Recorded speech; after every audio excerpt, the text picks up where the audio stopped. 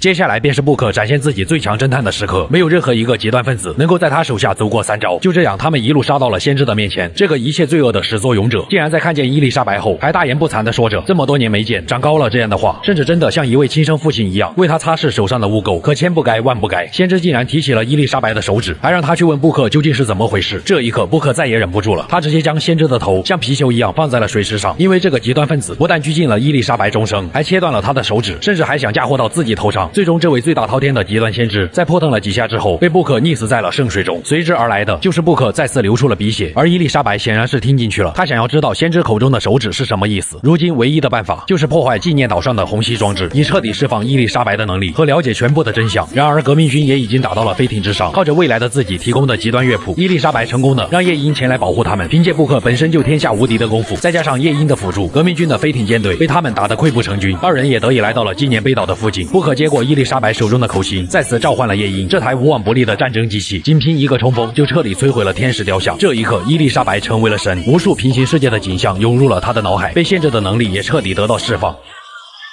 The Whistler! Elizabeth! Elizabeth! I lost control! He's coming! No, he isn't.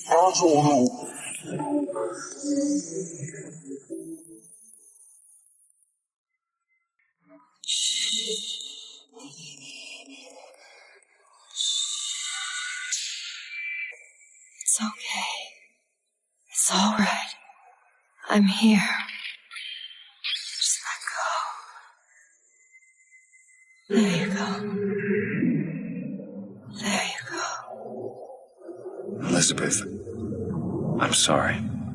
他们此时身处的地方正是大海深处的极乐城。洞悉一切的伊丽莎白也决定带着布克去看一看这一切背后的真相。而接下来将会是整个剧情最为炸裂且反转的一幕。在伊丽莎白的带领下，他们穿过了海底城市极乐城，随着潜水设备缓缓浮出水面，一座灯塔和漫天的繁星出现在了二人的面前。这是一个位于时间与空间以外的地方，目所能及的每一个灯塔和星星都是能开启另一个平行世界的门。门后的世界是因为布克的选择，从而产生的另一个世界的分支。用最直白的话来说，就是你考上一本或是专科所要面临的不同的人生道路。当然，也不排除你考上一本后不思进取，被学校和单位排挤，或是专科的你另辟蹊径，找了一个有钱的娘娘，从此走上人生巅峰。每一个选择都会产生另一个平行世界的你，并且生生不息。也正是在伊丽莎白的带领下，布克开启了这趟弥补过错与忏悔的救赎之路。原来在当年的伤心河战役之后，布克为了洗清屠戮印第安人的罪孽，于是便参加了神父的洗礼仪式。但在仪式中途，布克却突然反悔，他认为只是在河水里浸泡一下，并不能改变自己的过去。沉重的负罪感让布克在之后的日子里整天靠酗酒度日，再加上妻子死于难产，只留下了刚出生不久的女儿安娜，导致布克染上了昆特牌，欠下了巨额的赌债。直到有一天，双胞胎的哥哥罗伯特找上了布克，他告诉布克，只要把女儿安娜卖给他，债务便一笔勾销。面对现实，布克只能将女儿交给了罗伯特，但良心的谴责让他在随后追到了一处小巷，而购买他女儿的人正是那个极端先知康姆斯托克。布克本想从他手里夺回女儿安娜，但一切都为时已晚。随着空间裂缝关闭，女儿安娜的小指被平整的切了下来。往后的日子里，悔恨不已的布克为了纪念女儿，于是在右手的手背上刻下了 AD 的标志，这也是女儿安娜迪维特的缩写。直到20年后，双胞胎兄妹再次找上布克，给了他一个救赎的机会。但穿越空间裂缝的副作用也导致了布克记忆错乱，从而忘记了找女儿的事情，误以为此行是为了寻找一个女孩以还清赌债。没错，伊丽莎白就是布克的亲生女儿。重新找回记忆的布克出于对女儿的愧疚和自责，于是想要从根源解决这一切，那就是他想要在极端先知做出这一切之前将之扼杀在摇篮。可早已知晓所有的伊丽莎白却是再三询问布克是否要这样做，眼里充满了悲伤和不舍。但为了弥补自己犯下的罪孽，布克毅然决然推开了属于自己的救赎之门。眼前的景象又再次回到了自己参加洗礼仪式的那一天。原来从布克拒绝洗礼仪式的那一刻开始，就有无数个平行世界的布克接受了洗礼。这些布克走上了极端，建立了宗教，成为了天空之城哥伦比亚的创造者，并成为了那个极端先知康姆斯托克。也就是说，布克和先知其实是同一个人，他杀遍了整个天空之城，最后却杀死了另一个世界的自己。随着一个又一个平行世界的伊丽莎白出现，布克终于明白，想要阻止极端先知的诞生，就是将还未接受洗礼的自己扼杀在摇篮之中，就像所有老父亲都会做的一样。为了女儿，他愿意去死。于是在一群女儿的见证下，布克被按进了河水之中。随着布克的死，也就不会有先知囚禁伊丽莎白的事情发生，而这些平行宇宙的伊丽莎白则逐渐消失在了这片河水之上。感觉要长脑子了是不是？黄魔刚通关的时候也一样，要是没看懂，那应该是你看的不够仔细，不妨点个赞，再从头看一遍。我是修篇黄魔，咱们下期再见。